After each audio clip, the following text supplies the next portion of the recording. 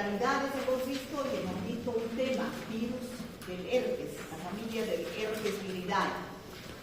Hoy día nos tocaba avanzar virus de la hepatitis, pero es un tema largo y es un tema importantísimo, donde el laboratorio es sumamente primordial para la hepatitis. ¿Ya? Porque la clínica no es tan importante como el laboratorio para decir hay hepatitis A, B o C. ¿Ya? En cambio, el tema que vamos a avanzar hoy es virus de la gripe. Este es un tema corto y generalmente muy pocas veces se pide análisis de laboratorio. Ustedes saben que para hacer un diagnóstico de una infección hay 3 pilares que son la clínica, la epidemiología y el laboratorio. En cada una de las enfermedades que hemos ido viendo pesa más uno de los pilares. Por ejemplo, en la tuberculosis, ¿qué pesa más? La clínica. Ahí vemos andando a un paciente con tuberculosis y lo reconocemos, porque está flaquito, está tosiendo, más de 15 días, ha perdido peso, tiene sudoración, tiene fiebre, no tiene ganas de comer, lo reconocemos, la clínica pesa. Pero, por ejemplo, en la hepatitis, tenemos que saber si es hepatitis A, B o C. O si es hepatitis medicamentosa, o si es hepatitis tóxica. Tenemos que diferenciar y la clínica es la misma. Ictericia, a veces náuseas, vómitos, pero la ictericia es en todas la misma. La clínica no es específica. Entonces, ahí empieza el laboratorio. Ustedes tienen que saber qué pedir y cómo interpretar. Por eso les pido que para la próxima clase lean hepatitis bien, para que entiendan y se vayan de aquí sabiendo hepatitis. ¿Okay? ¿Avanzan hepatitis en otra materia? ¿Dónde? ¿Avanzan hepatitis? ¿Y? ¿Parte del laboratorio? Más que todo, sí, bueno, la parte de serología. Sí. Bueno, es importante que aprendan bien la parte de hepatitis la próxima clase. No he querido por eso avanzar esta clase porque con el examen no iban a estudiar y no iba a dar el tiempo, es más largo. En cambio, gripe aquí pesa la clínica y la epidemiología. Muy pocas veces se pide laboratorio. ¿Ya? Entonces, la clínica es parecida a una gripe, es parecida a un COVID, ¿no? Es parecido. Entonces, y cualquier infección viral empieza también en el periodo prodrómico por lo mismo. Fiebre, mialgias, artralgias, cefalea, toditas las infecciones virales empiezan así, nada específico. La gripe es parecida al resfrío, pero es otro virus diferente. La gripe es producida por el virus influenza o virus de la gripe, que también se llama. El resfrío es producido por el virus adenovirus, cierto tipo de coronavirus. O sea, no es el virus influenza. ¿Cuál es más grave? La gripe. La gripe puede complicarse con una neumonía, sobre todo en pacientes inmunodeprimidos como los viejos, los niños, las embarazadas, los diabéticos, los inmunodeprimidos. Entonces, ¿qué es lo que pesa más en la gripe? La epidemiología. Por ejemplo, estamos en invierno. Ay, parece que hay un caso de gripe en tal hospital.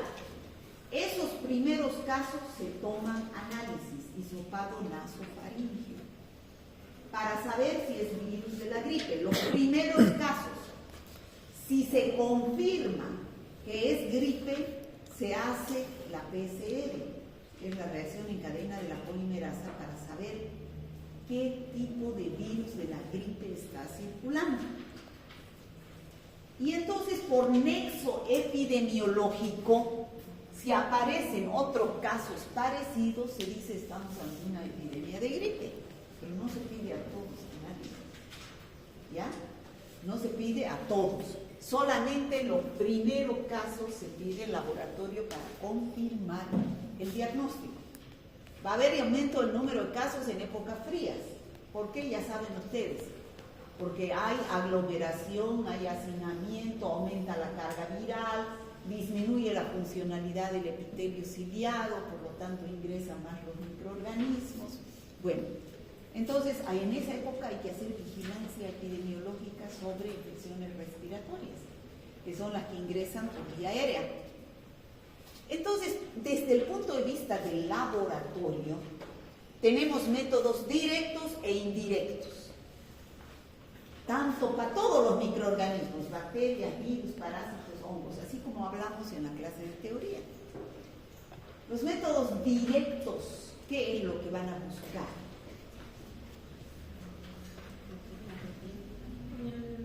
El material genético del virus o subproductos. El material genético al virus, a la bacteria, al parásito, al hongo, a lo que sea, pero busca al microorganismo. En cambio, los métodos indirectos, ¿qué buscan? Los productos produciendo respuesta Los antígenos. Productos produciendo respuesta a eso. ¿Y a cuáles son los productos? Anticuerpos. Anticuerpos. ¿Cuál es el antígeno? Que les quede eso clarito, por favor. ¿Cuál es el antígeno? Proteína proveniente del virus o del agente. El virus. Está en el virus, el antígeno, o en la bacteria, o en el parásito, o en el hongo, ¿no es cierto? Entonces, el antígeno está en los métodos directos se busca antígeno, y en los métodos indirectos se busca el resultado del ingreso del antígeno, que es el anticuerpo. Por eso se llaman también métodos serológicos, porque están presentes en la sangre, en el suero de la sangre. La muestra es sangre. En cambio, en los métodos directos, la muestra puede ser sangre, pero generalmente, ¿qué es? En las infecciones respiratorias es el hisopado nasofaríngeo, que es donde está el microorganismo. ¿No? ¿Se entiende? Chicos, esto es para todo. En parasitología me imagino que han avanzado Chagas, toxo, paludismo. ¿Han avanzado o no? ¿Sí? ¿Han avanzado? Sí. Ya. ¿Qué métodos directos han visto, por ejemplo, para Chagas?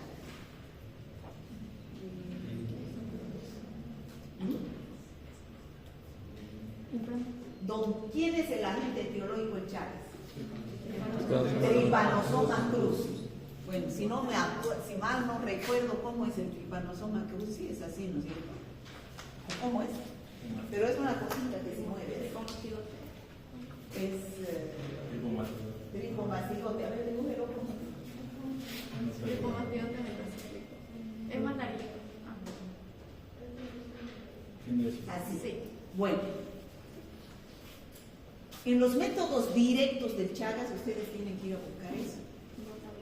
Entonces, gota gruesa, Strout. ¿Han hablado del Strout? No. ¿Les hablan del Strout? No mucho, no menciono. Bueno, yo he hecho mi tesis cuando salí de trabajo de investigación de toxoplasmosis y Chagas congénito. Entonces, ¿dónde buscaba? Todos los días yo me iba a la maternidad a sacar si era congénito, tenía que sacar sangre de cordón umbilical. Entonces me daban en un tubo, iba centrifugada y de la parte de los glóbulos blancos separaba y miraba al microscopio buscando Trypanosoma cruzi.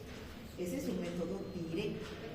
O la gota gruesa también, pero eso no hacía yo, porque la gota gruesa es más en Chagas agudo de la persona enferma, ¿no? Pero también se ve tiñendo con lienza, ¿no?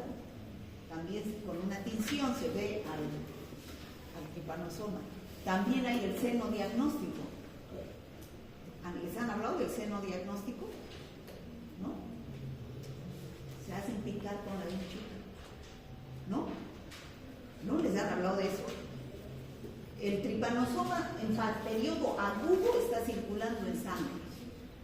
Entonces tienen vinchucas en los laboratorios donde hacen diagnóstico, tienen las vinchucas sanitas que las crían en laboratorio y les ponen un tiempo aquí para que les pique. Entonces, si el paciente tiene Trypanosoma cruzi circulando en sangre, van a contagiarse las vinchucas y entonces después se le hace defecar a la vinchuca en un portaobjetos y se ve al microscopio y ahí se ve el Trypanosoma cruzi. No les han hablado de eso.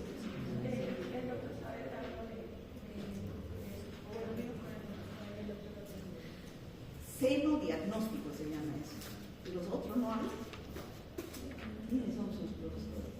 Yo no creo que Cuellar no hable de eso. ¿Y Cuellar?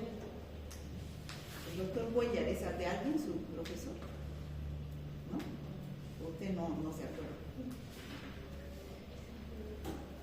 No los hagan quedar mal. Bueno, los métodos directos van y buscan al microorganismo. ¿Ya? Hay la PCR, es una de las más actuales, la reacción en cadena de la polimerasa. ¿Qué es lo que busca la PCR? Material genético del virus, en este caso. Saca un pedacingo de material genético y lo lleva a una máquina que es el reactor, y esa máquina analiza qué secuencia de nucleótidos tiene, arginina, citosina, timina, y entonces de acuerdo a eso es su carnet de identidad del microorganismo. Dice, está el microorganismo. Es el método más específico que existe en el momento y más sensible, pero es caro. ¿Ya? La PCR. Ese es uno de los métodos mejor, ¿no? Pero también existen otros métodos, como por ejemplo la inmunofluorescencia directa, que se tiñe con fluoresceína a los microorganismos. Yo eso he hecho en Chagas también. Al toxoplasma también. Se hace una impronta y se coloca la muestra y se ve en un microscopio de inmunofluorescencia. Para todos los microorganismos existen estas técnicas. En cambio, las pruebas indirectas ya hemos dicho que buscan los anticuerpos. Entonces, anticuerpos, hay técnicas como ELISA, inmunocromatografía, inmunofluorescencia indirecta, hemaglutinación indirecta, Western blot, todos esos buscan anticuerpos. Pero, por ejemplo, si yo quiero saber si un paciente tiene una enfermedad, cualquiera que sea, reciente, ¿cuál método van a pedir? ¿Será cualquiera? ¿Cuál van a pedir? ¿Directos o indirectos? Directos, pues, porque el virus o el parásito, la bacteria o el hongo está ahí. Está todavía ahí. Después el Chagas ya se va a localizar al corazón, o se va a localizar al intestino. ¿Cómo van a sacar para ver ahí? Método indirecto, no hay más. ¿Qué muestras se sacan? Lo he dicho, ¿qué muestras sacan para los métodos indirectos? Sangre. ¿Por qué? ¿Qué es lo que buscan? Anticuerpos, el suero de la sangre, de ahí se buscan las inmunoglobulinas, que son los anticuerpos. No llevan inmunología. No es una materia como tal, Pero un tema de inmunología no llevan en el libro. histología se lleva, en histología un poco. Chicos, creo que yo lo voy a poner ese tema al principio de año. Les tengo métodos directos e indirectos hay aquí. Esto es. ¿O no está?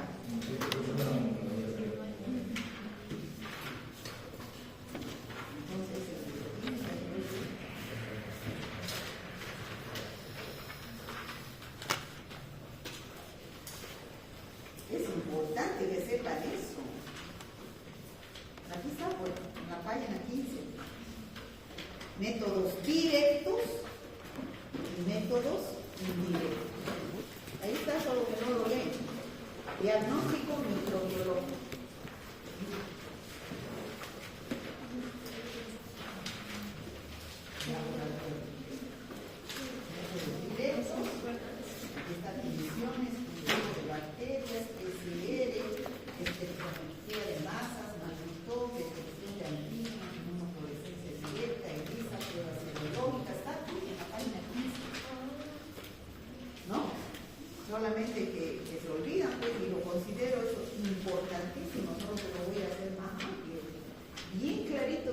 diagnóstico de una infección microbiana.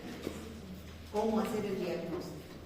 Importantísimo es eso, es inmunología para cualquier ingreso de un agente infeccioso, sea bacteria, virus, parásito, hongo. En parasitología tampoco lo sabía. ¿No? No se acuerda. Bueno, entonces, ¿qué pedirían ustedes a un paciente en una infección reciente? La primera semana.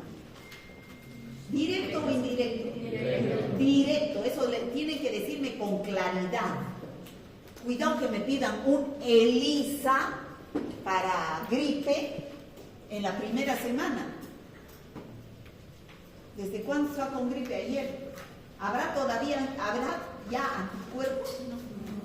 No hay pues anticuerpos. ¿Qué resultados van a ser? Falsos, negativos. Bien. En cambio, si el paciente dice, estoy decaído, me duele, ¿ha estado con fiebre? Sí, la anterior semana. Entonces ya puedo pedir método indirecto, porque ya ha tenido tiempo de formar anticuerpos. En el COVID, por ejemplo, hay COVID, ¿no? En el COVID eso se van a dar bien cuenta. Cuando recién surgió el COVID, ¿qué pasaba? No había métodos de diagnóstico porque era un virus nuevo. Entonces, ¿qué sacaron primero? Esos taquitos que todo el mundo compraba y se iban, como nadie podía salir, se iban en moto y cobraban 100 pesos. ¿No? Y sacaban sangre y ¡pum! Ponían. Negativo, no tiene COVID y el paciente con COVID. ¿Qué pasaba? Pues entonces eran falsos negativos, todavía el paciente no formó anticuerpos. O sea, eso ustedes tienen que saber.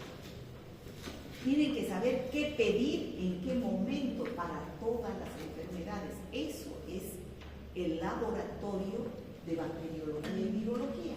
La parte teórica la damos en teoría. La parte práctica, que es el diagnóstico, lo damos aquí. En infectología van a ver la gripe, van a ver influenza o gripe, pero ya desde la parte desde otro enfoque. Fisiopatología, cómo se produce la enfermedad. A mí no me interesa eso, me interesa diagnóstico de laboratorio de virus y de bacterias. ¿Me debo entender? En todas las materias van a ver, en medicina interna también me imagino que van a volver a ver, ¿o no? En neumología van a ver, entonces, pero ya lo van a conocer al virus. Ya van a saber cuál es el virus, que tiene hemaglutininas, neuraminidasas, que hay varios serotipos que se combinan y de ahí surgen las nuevas cepas, de ahí surgen las epidemias, las pandemias. Esa es la base de la gripe, de la influenza.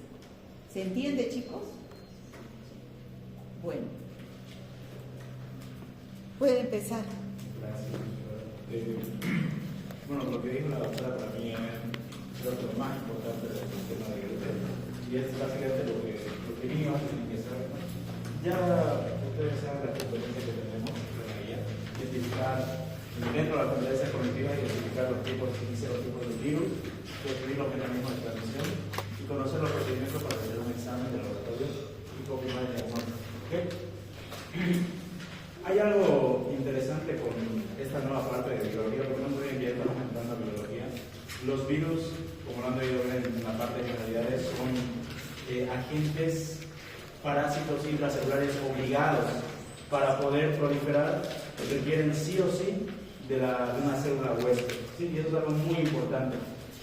Este tipo de virus es un virus que tiene predominancia por la afección de las vías respiratorias, me va a producir clínica respiratoria, es decir, lo típico de una clínica respiratoria, la tos, la dinorrea, fiebre. Entonces, no os olvidemos. Como concepto básico, tenemos que saber que este virus, el virus de la gripe, también llamado virus de la influenza, pertenece a la familia Orthomyxovidae. Y fíjense que tiene grandes tipos como el serotipo A, B y C, que son a raíz de eso que nacen varios serotipos. ¿Sí? Fíjense que el virus de la gripe tipo A y tipo B son las que más afectación tienen en nuestro medio ambiente al ser humano, y el tipo C es de menor predominancia. Se dice o se sabe que este virus es un virus tipo ARN. Y esto es algo importante. Todos los virus tienen una clasificación. O es ARN o es ADN. ¿A qué se refiere eso? Que dentro de la cápside del virus, este material genético o es ARN o es ADN. Pero, ¿para qué sirve saber eso? Algo muy importante que tienen que saber es que los virus tipo ARN no requieren transcripción en núcleo. Directamente agarran los ribosomas y empiezan en la síntesis de sus proteínas virales. En cambio, un virus tipo ADN, como es ADN, no puede ser transcrito no puede ser traducido por el ribosoma.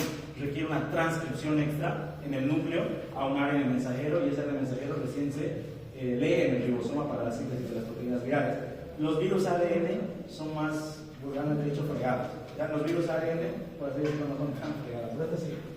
Fíjense que este virus de la gripe tiene dos antígenos muy especiales, que son la neuraminidasa y la hemaglutinina.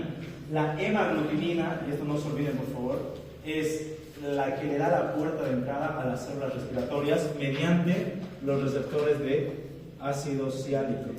¿Sí? Todas nuestras células respiratorias tienen unos receptores de ácido ciálico a los cuales la hemaglutinina se ancla y penetra en la célula. Una vez que ingresa a la célula, ocurre el proceso de replicación, entonces ya tenemos el establecimiento de un cuadro viral. ¿Ok? Lo más básico. Entonces, fíjense que este virus es un virus muy mutagénico, tiene la capacidad de mutar, pero increíblemente. Fíjense que hay 18 tipos de hemaglutinina y 9 tipos de neuraminidasa, y esas combinaciones entre diferentes antígenos hacen que el virus sea bastante variable en cuanto a cada año. Hay algo característico de este virus de la gripe, y es por eso que cada año, sin falta, tenemos nosotros un cuadro epidémico de gripe. Cada año hay. Pero si ustedes se han llegado a preguntar por qué cada año tenemos gripe, si ya la enfermedad la conocemos desde hace años, si ya tenemos vacunas desde hace años, por la capacidad mutagénica del virus. Cuando un virus muta, a ver, esto es algo básico de lo que dice en la parte inmunológica. Cuando uno se enferma, agarra anticuerpos específicamente contra el antígeno que se ha producido. ¿Sí? Es específico. Pero si este antígeno muta, entonces es otra enfermedad, entre comillas, ¿no? Por más que sea el virus. El mismo tiene diferentes características antigénicas, y eso para el cuerpo es otro virus. ¿Me dejo entender? Pues requiere otros anticuerpos. Es por eso que como cada año tenemos una epidemia de gripe, es porque el virus cambia la estructura, un antígeno de su cápside, y eso provoca en mi cuerpo que mi cuerpo no tenga anticuerpos, porque es como si fuera un nuevo virus. Entonces nuevamente me enfermo y nuevamente genero otro anticuerpo para ese otro tipo de cepa. ¿Me dejo entender? ¿Sí? Esas características mutagénicas del virus tienen nombres específicos. Hay dos tipos: el antigenic drift, o la derivación antigénica, o el antigenic shift. ¿Ya? Esto es interesante. Fíjense que el antigenic drift va a haber una mutación a nivel de los ácidos nucleicos que me va a producir ligeros cambios en los antígenos, pero a esto me voy. La palabra pequeños cambios, ¿sí? No son cambios grandes del virus de la gripe, y esto, fíjense que me produce una epidemia cada 2 a 3 años, y en algunos casos hasta menos, como nosotros que tenemos una epidemia de gripe cada año. ¿Por qué? Porque el virus hace un cambio ligero en los antígenos de su cápside, ¿sí? Y eso produce nuevamente una epidemia entre las personas. Pero algo más grave es cuando hace un antigenic shift, que literalmente toda la estructura viral se muta, o sea, estamos hablando de una mutación muy abrupta, hay variaciones mayores y produce serotipos totalmente nuevos. ¿Sí? ¿Me debo entender? No sé si han escuchado, ¿no?, que hay gripe H1, N1, que hay H no sé cuánto, en cuánto. Es motivo por la alteración abrupta, el antigenic shift, porque el virus cambia totalmente su estructura y literalmente otra cepa. Y generalmente, y esto lo van a ver o lo van a escuchar alguna vez, es muy interesante, cuando un virus muta, generalmente adquiere capacidades más virulentas. Generalmente, ¿no? Porque los virus que mutan y no son más virulentos generalmente no proliferan, pero los que sí, y los que producen enfermedades, generalmente son mucho más virulentos que la anterior cepa previa a la mutación. ¿Ok? Pero no se olviden de estos dos, por favor. El antigenic drift me produce un serotipo, una ligera variación del antígeno del virus cada 2 a 3 años, y el antigenic shift me produce un cambio abrupto y completo del virus que me produce un nuevo serotipo y es mucho más virulento que el serotipo anterior. ¿Ok? No sé si me dejé entender esa parte. Ya. Aquí pueden ver un esquema que también está en su guía sobre el resumen de los tres tipos de virus, el virus de la gripe tipo A, B y C. Fíjense que el virus de la tipo A tiene predominancia de afectar a humanos, animales, y entre los animales tenemos a los ceros de caballo. En cambio, el serotipo B, o el virus de la gripe tipo B, es específico por los seres humanos. ¿Ok? ¿Para qué me interesa saber esto? Porque si el virus de la gripe A es el que tiene mayor capacidad mutagénica debido a este motivo, cuando hay un virus que es tanto afección a humanos como a cerdos, como en este caso, fíjense que cuando hay dos virus que ingresan, estos virus generalmente intercambian material genético y se producen las nuevas cepas. Es como decir, como si estos animales fueran la cocina de un nuevo virus.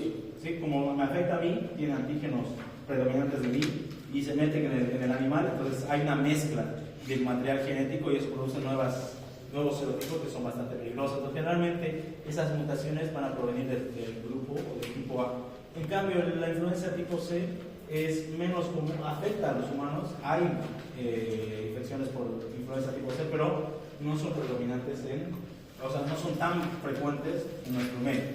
Hay tres conceptos que se lo tienen ya lo han visto, pero lo tienen que entender muy bien, que se utiliza mucho cuando hablamos de epidemiología, ¿sí? Que son el término de epidemia, endemias y pandemias, ¿sí?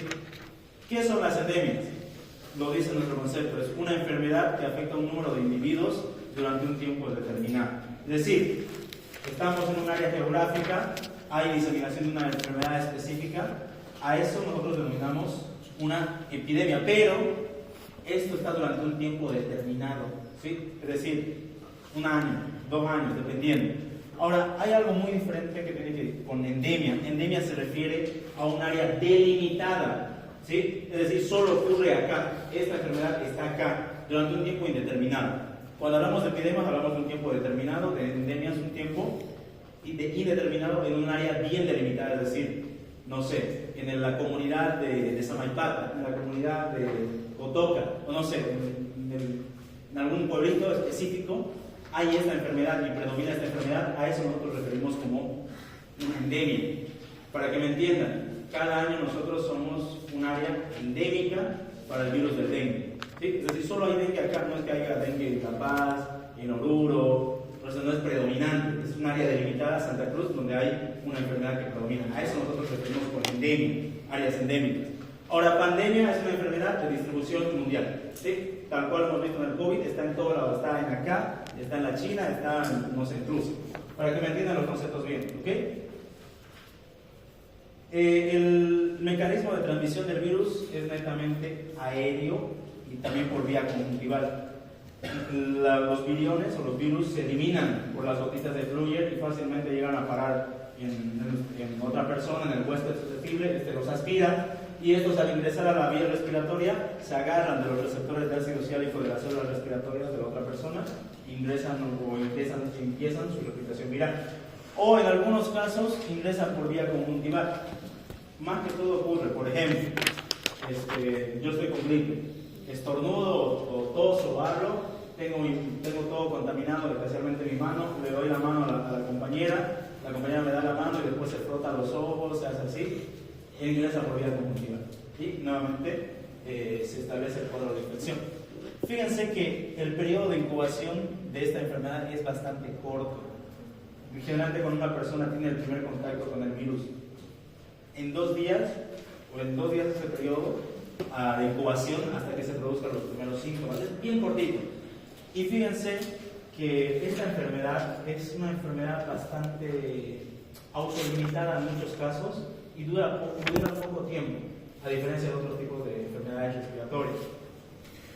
¿Cuál es la sintomatología? Como es un virus de afección respiratoria, los síntomas son respiratorios, ¿ya? Predominantemente las infecciones virales van a cursar con ese periodo inespecífico, ese periodo donde no se sabe qué estamos viendo exactamente, de fiebre, escalofríos, cefalea, mialgias, malestar general. Es decir, los primeros momentos de la infección del periodo prodrómico, la persona inicia así, se levanta una mañana con un dolor de cabeza, siente que su cuerpo le duele, está pesado, no se le duele al caminar, o sea, una sintomatología bastante general e inespecífica, ese es el periodo prodrómico. Pero cuando la infección se está estableciendo a nivel respiratorio, los virus están replicando en el aparato respiratorio de la persona, es donde inician recién los síntomas respiratorios. Entonces la persona ya inicia con un cuadro de tos seca, empieza a toser, puede iniciar con un cuadro de faringitis, la persona refiere que hay una odinofagia. Ustedes saben cuál es la clínica de faringitis, una odinofagia, una disfagia, presenta una irritación a nivel conjuntival, puede tener rinorrea al paciente, o sea, cuando se establece la infección a nivel respiratorio, aparecen los síntomas respiratorios. Antes no piensen que directamente la persona con gripe aparece con sintomatología respiratoria. Inicia con un periodo inespecífico. ¿Sí? Y esto de acá no se les puede olvidar, sí, por favor, hay grupos bastante susceptibles. ¿Sí? Generalmente el virus de la gripe en muchas personas inmunocompetentes es un cuadro limitado. Ocurre y tiene su periodo de convalecencia y nos sanamos y nos olvidamos del que nos dio gripe.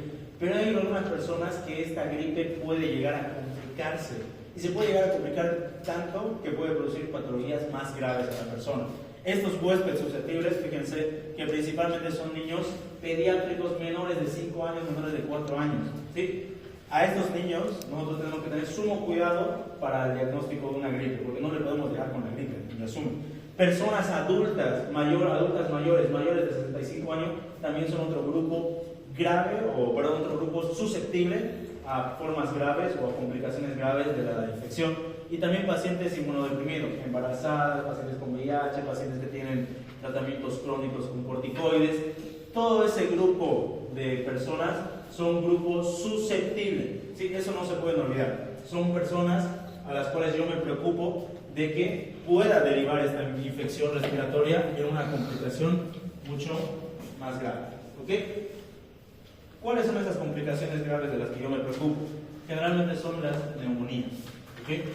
Puede haber una neumonía primaria por el virus de la influenza, es decir, que el mismo virus establece el cuadro de neumonía, o puede ser que como hace daño, o sea, destruye a las células respiratorias ese virus, se acumulan fluidos y se proliferan bacterias y hay una neumonía secundaria por bacterias. ¿Sí? En ambos casos ya estamos hablando de un cuadro clínico mayor. No se olviden que la neumonía ya es algo grave, no es algo leve. Y esa neumonía en muchos casos puede llevar a cuadros todavía más graves como una sepsis o una meningitis. Entonces el paciente, fíjense que es una simple gripe, se puede llegar a pasar hasta la muerte. ¿Me dejo entender? ¿Sí? Pero principalmente en pacientes susceptibles, pediátricos, adultos mayores e inmunocomprometidos. Principalmente. ¿Ok? Más bien nosotros que tenemos, espero, competencia inmunitaria, no sufrimos de esto. Nos da la gripe y convalece la enfermedad. Los virus respiratorios, porque el virus de la influenza es uno, hay varios, siempre van a cursar con una sintomatología muy similar: tos seca, faringitis, rinorrea. Entonces uno al momento de hacer el diagnóstico clínico puede llegar a tener confusión. Estoy viendo gripe, estoy viendo resfrío, estoy viendo COVID, ¿qué estoy viendo? Estoy viendo neumonía, no sé, estoy viendo qué cuadro estoy viendo. Entonces ahí, tal cual lo explicó la doctora, más que la clínica va a pesar nuestra epidemiología. Sí, creo que en este tipo de infecciones virales es donde el pilar más fundamental para nuestro diagnóstico es el diagnóstico epidemiológico, obviamente acompañado de la clínica. Y por último, y casi no tan utilizado, el laboratorio. Pero la epidemiología, aquí es tal cual lo explicó la doctora: si hay un caso sospechoso, confirmado, y vienen personas similares con el mismo cuadro clínico, estamos sospechando de lo mismo. ¿Sí? Probablemente hay una endemia del virus de la gripe y entonces es fácil de determinar. ¿Ok? Fíjense que aquí hay un cuadro comparativo bonito de un virus de la gripe y un resfriado común. Que el resfriado común generalmente es por los rinovirus, o adenovirus, que es el menos común. Fíjense que la fiebre de un paciente en un paciente con influenza hay fiebre, ¿sí? Se presenta así más, la mayoría de los casos con fiebre, no significa que el 100%, pero se presenta con fiebre. En cambio, en comparación con un resfriado común, la fiebre no es común en un resfriado común, ¿ya?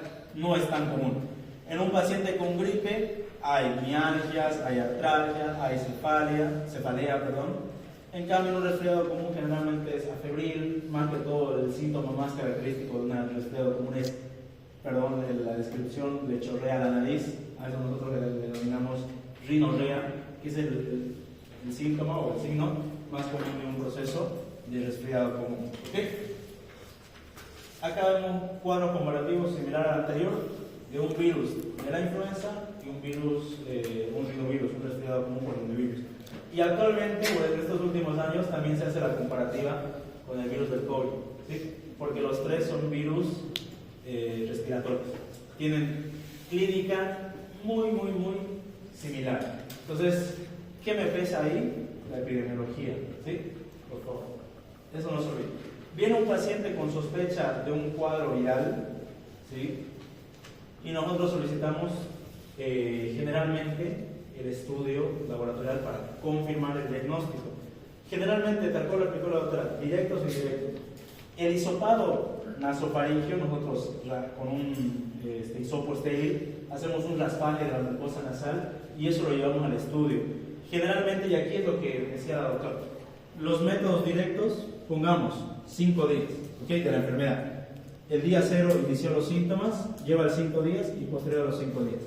Antes de los 5 días, yo utilizo generalmente, si quiero confirmar mi diagnóstico, PCR, la reacción en cadena de polimerasa. Si pasa los 5 días, PCR generalmente no lo utilizo. ¿Por qué? Porque al ser una enfermedad viral de corta duración, entonces los virus desaparecen por el mismo sistema inmunitario que los elimina. Entonces no tendría sentido posterior a los 5 días pedir una PCR, porque probablemente no haya ya antígenos virales, al virus específico, entonces no lo voy a pillar, me va a salir negativo. Entonces, el PCR es primordial para el diagnóstico previo a la semana o a los 5 días, antes de los 5 días de que se inician los síntomas. Y los diagnósticos para detección de anticuerpos, como la ELISA, generalmente lo utilizo posterior a los 5 días. ¿Okay? Eso no se vayan a olvidar, por favor. Es importantísimo. ¿Por qué la pido posterior a los 5 días, los anticuerpos? Porque la inmunidad adaptativa no crea la inmunidad adaptativa de la noche a la mañana. ¿Sí? La inmunidad innata es la que actúa rapidito y posteriormente se activa la adaptativa días después. Entonces no esperen pillar una ELISA positiva. En las ELISAs generalmente me hace la detección de las inmunoglobulinas, generalmente la M y la G. Ustedes ya saben eso, no es la única materia donde hablamos de inmunoglobulina G y globulina M. Esto me indica el periodo de enfermedad. Cuando hay inmunoglobulina M positiva, generalmente ¿qué significa? Fase aguda. Fase aguda. Y cuando hablamos de inmunoglobulina crónica positiva, ¿qué hablamos? Ya. Ahora, algo que les tengo que decir, nunca vayan a decir gripe crónica o fase crónica de la gripe, no existe. Es una enfermedad autolimitada, es corto el tiempo de duración. ¿Podemos entender? No hay fase crónica, no hay que el paciente si tiene inmunoglobulina G está en un periodo crónico, no existe. ¿Sí? La inmunoglobulina M me indica que hay enfermedad, está en el periodo actual de enfermedad y la inmunoglobulina G me indica que el periodo ya pasó de enfermedad. ¿Podemos entender? Si ustedes solicitan una ELISA y le sale IgM positivo y IgG negativo, está el paciente en ese momento cursando la enfermedad. Si ustedes solicitan ELISA y le sale IgM negativo, IgG positivo, el paciente ya cursó la enfermedad y estos son los anticuerpos que quedaron después de la enfermedad. Porque los anticuerpos no se van. No se olviden que nosotros tenemos una inmunidad de memoria. ¿Sí? Esa inmunidad todavía se queda ahí un buen tiempo. Entonces no hay periodo crónico de la gripe, no existe. Acá ustedes pueden ver en el esquema algunos estudios que se solicitan para el diagnóstico de la gripe, pero no son tan utilizados. Por ejemplo, cuando se quiere estudiar nuevas cepas o nuevos serotipos, generalmente se hace el cultivo celular, pero no lo solicitamos, no lo solicitaríamos.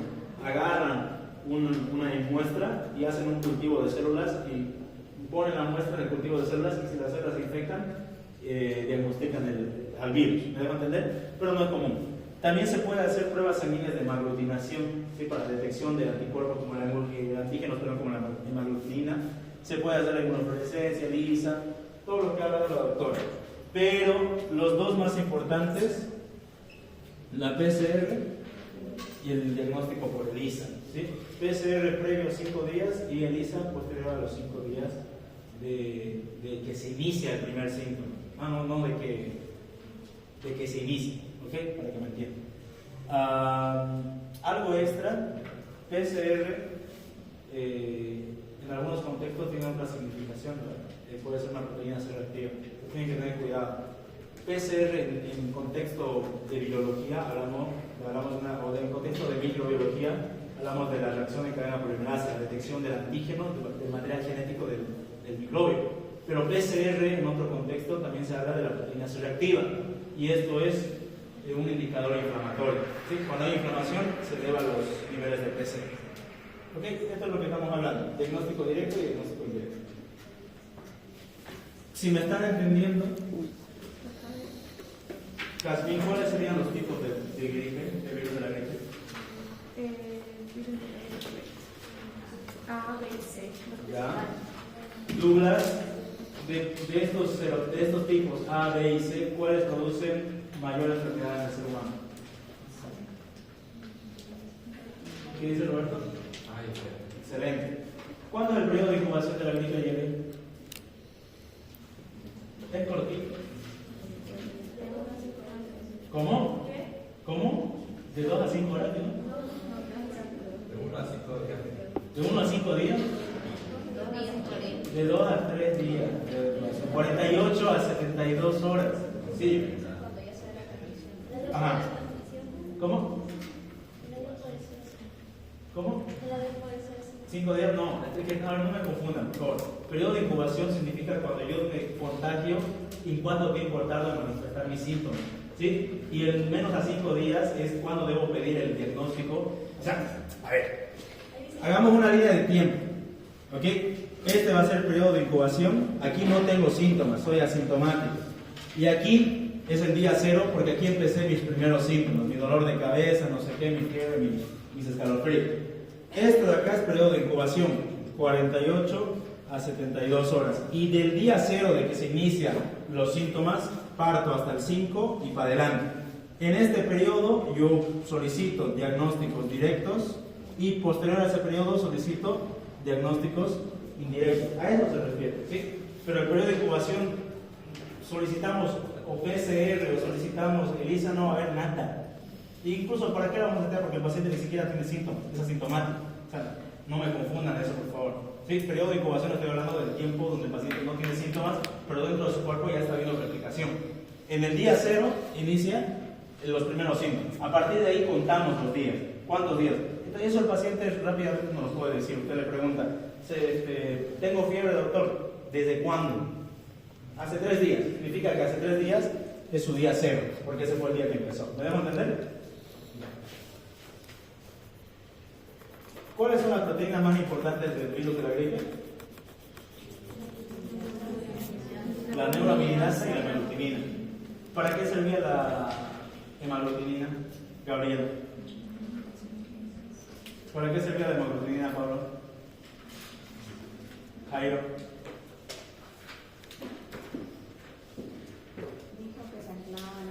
Se unen los receptores de ácido. Es el medio de entrada, es su llave de entrada a la célula. Se une al receptor, anótenselo, se unen a los receptores de ácido ciálico de las células respiratorias, ingresan a la célula. ¿Sí? Sirve para ingresar la hemaglutinina y la neuroaminidasa sirve para salir. ¿Ya? A ver, antes de que me coma el tiempo. Tengo una célula respiratoria y tengo el virus. El virus para entrar utiliza hemaglutinina. Se une con esos receptores e ingresa. Se multiplica y quiere salir. Tiene que volver a abrir otra puerta de salida. Ahí se utiliza la neuroaminidasa, rompe la pared del celular y los viriones, se liberan y van a infectar otra célula. ¿Sí? pues no se olviden por favor de las funciones importantísimas de estos dos señores, de la aglutinina y de la neuraminidasa.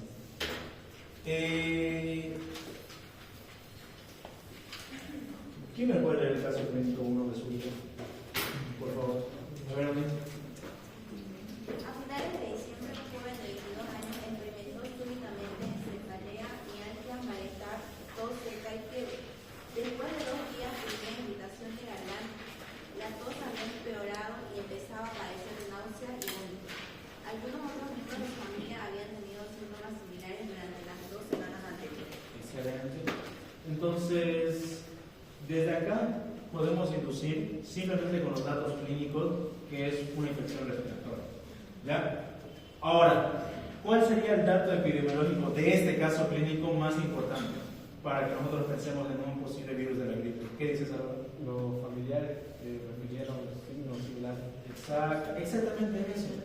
Ahí dice que familiares presentaron misma sintomatología 2 semanas anteriores. Entonces, la epidemiología aquí me es importante, me determina. Este joven es un grupo de riesgo, ¿sí o no? No está dentro de los grupos de riesgo, ¿ok? Algo interesante, esto no se habla mucho, pero es algo que nosotros tenemos que conocer en cuanto a salud y a prevención de salud. Si yo tengo un paciente que está con gripe o con cualquier enfermedad tipo infecciosa y contagiosa, yo siempre pregunto si los familiares han padecido de la misma enfermedad. ¿Por qué? Porque capaz este joven de 22 años no es huésped susceptible, pero capaz su madre, su padre, su abuelita, su tío, su prima, alguien de su familia sí es. Entonces, como él está en ese medio ambiente, en ese ambiente familiar, contagia a su familia, y capaz a él no le pasa nada, pero a su mamá le pasa algo. ¿No me entender? Pero siempre es importante indagar sobre los antecedentes familiares de la persona. Siempre. Sí, se van a aburrir de indagar en la tecnología. Además del virus de la gripe, ¿qué otros agentes provocan síntomas similares, Luis? ¿Qué otros agentes epidemiológicos provocan este tipo de clínicos? Nada, Luis. Elda. Dengue provoca tos seca, rinorrea, rinofagia, faringitis. Rinovirus. Danitza. Después, chicas, estamos hablando de virus respiratorio, por favor. ¿Con qué se confirma el diagnóstico de la gripe? ¿O cómo se confirma un diagnóstico de gripe? ¿Cómo te llamas? Natalie. ¿Con qué confirmas el diagnóstico de gripe? ¿Viene una PCR o viene una lista? ¿Ya? Ahora, para ir avanzando, hay fármacos. Generalmente cuando se trata de infecciones virales, no hay cura, por así decirlo, no hay un fármaco como en bacteriología que yo le doy antibiótico y chau bacteria. En virología no hay. ¿Sí? Generalmente el tratamiento es de apoyo sintomático. Tiene fiebre, algo para la fiebre. Tiene dolor, algo para el dolor. Tiene esto, algo para esto. Es sintomático. Pero en algunas enfermedades virales, como por ejemplo gripe, COVID, hepatitis, VIH, sí hay un cierto tratamiento, no para cura, sino para evitar la proliferación del virus dentro del cuerpo, como que restringe. Hay un grupo de fármacos, como la amantadina, la rimantadina,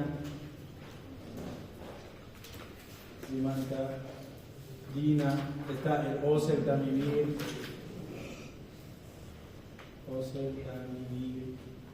el peramivir, y hay varios más. No, la ciclovir no. O sea, para la gripe no. ¿Ya? Pero estos de acá son coadyuvantes para evitar la diseminación del virus de la gripe internamente. ¿Alguien ha estudiado o alguien sabe cuál es el mecanismo de acción de la amantadina?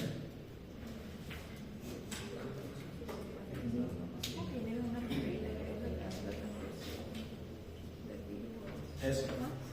Hay una proteína de transcripción que es la M2 y esa, en el caso del virus de la gripe, utiliza esa M2 para replicarse. ¿Ok? Entonces, en este caso, la amantadina se utiliza solamente, cualquier fármaco antiviral de la gripe, solo se utiliza en los primeros 3 días.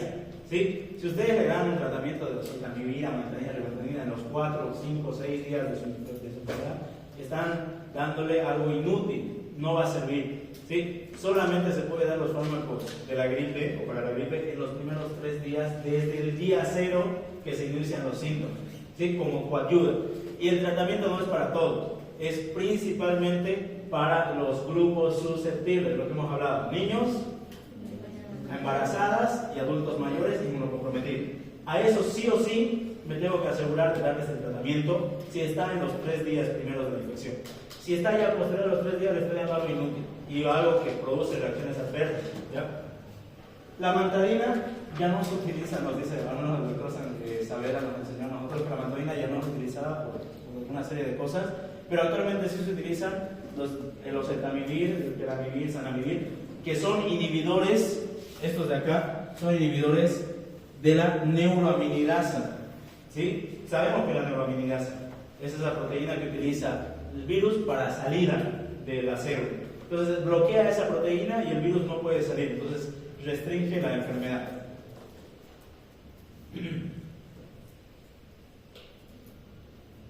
¿Alguien me puede decir por qué es tan difícil de controlar el virus de la gripe?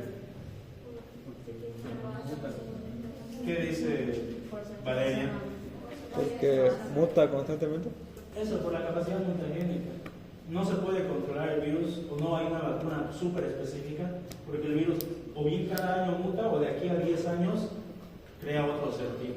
Entonces, difícilmente se puede establecer un tratamiento o una cura definitiva para esta enfermedad de COVID, ¿no? El antigenic shift es cuando el virus muta totalmente cada 10 años y crea un nuevo serotipo. El antigenic drift es generalmente cambios ligeros, que es cada año o cada 2 o 3 años. ¿Sí?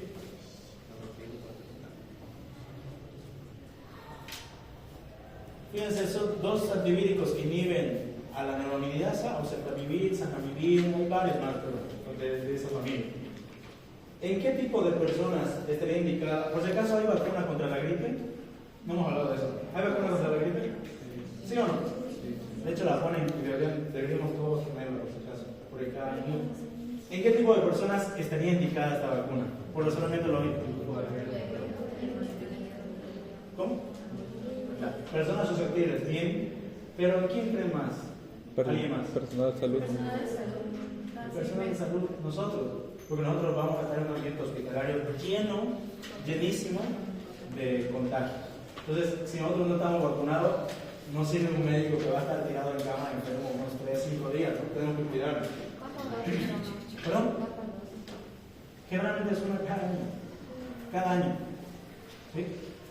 O sea, no es que me puse la influenza este año y al año me despreocupo. ¿Por qué? Porque el virus muta cada año, chicos. Por eso es importante una vacuna cada año.